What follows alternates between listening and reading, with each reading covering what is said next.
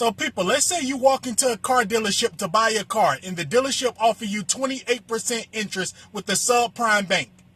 And the reason this dealership offered you a very high interest rate, it was because this was the only bank that approved you. All the other banks turned your loan down. Now let's say someone else walk in the exact same dealership and talk to the same person and the same finance manager, and they have a 534 credit score and they get a 16% interest rate. How is that possible?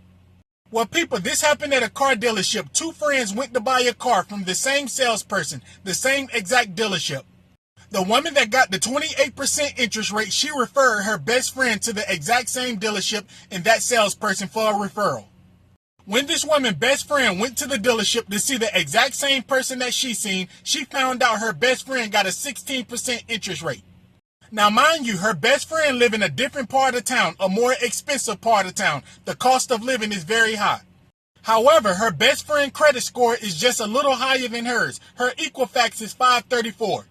Now, people, get this. The woman with the 534 credit score, she got an old bankruptcy and she have a repo on her credit.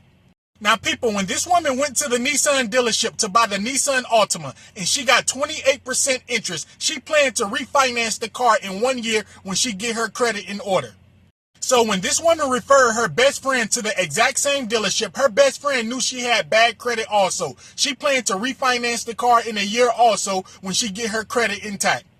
Now, again, this woman and her best friend went to the exact same Nissan dealership. They dealt with the exact same salesperson and the finance manager. They both went for a Nissan Altima because at the time they had some very good rebates on the Nissan Altima. Also, the salesperson and the finance manager said they can get them a very good deal and they can get them approved on the Nissan Altima because they have very good rebates. So again, after the woman bought the Nissan Altima that paid 28% and she referred her best friend went into the dealership and she bought a Nissan Altima also. When she got 16%, her mouth dropped to the floor. She was shocked. She was expecting to pay 28% just like her friend. So when this woman got 16%, she told her best friend the shocking news. She said she did not understand because her credit is not much better than hers. Also, keep in mind, the woman that paid 28% interest, she had to put down $3,000 just to do the deal. The woman that paid 16% interest, she only had to pay $1,000 down. And her monthly payment was a lot less because her interest rate was a lot less.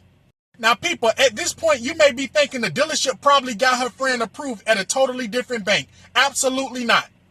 Remember, they best friends. They looked over each other's contracts. It's the exact same bank. So people, the bank gave her best friend a way better interest rate because of her zip code. So people, when you go to some of these car dealerships, you think they just looking at your credit. No, they looking at your address. They looking at your zip code.